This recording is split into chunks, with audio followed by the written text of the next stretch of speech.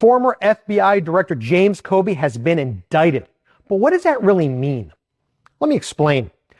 James Comey, who once led the FBI and investigated Donald Trump's alleged Russia connections, was indicted by a federal grand jury in the Eastern District of Virginia on 2 charges. First one is making false statements to Congress, and the second, obstruction of a congressional proceeding. An indictment is nothing more than a legal finding by a grand jury that there is a reason to believe a crime has been committed. It is not a conviction, and the person charged is presumed innocent until proven guilty in court. If he's convicted, Comey could face up to 5 years in prison on each count, but in practice, sentences are often a lot lower depending on factors like the strength of the evidence, the lack of criminal history, and how cooperative a defendant is.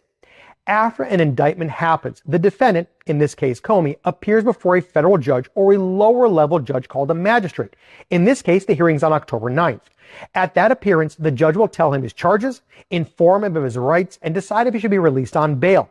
Comey will then enter his plea, which is normally not guilty, which will set the criminal case into motion.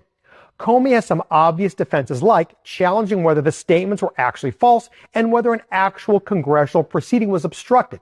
But there may be some technical defenses regarding a statute of limitations issue, because the events that give rise to this indictment happened in September of 2020, and the deadline to bring these specific charges is 5 years. Do you think these charges will stick, or do you think this is all for nothing? Let me know your thoughts in the comments. If you like quick legal analysis, follow me. If you're hurt and it's someone else's fault, call, text, or message me. I'm Pete Sardis, your personal injury lawyer.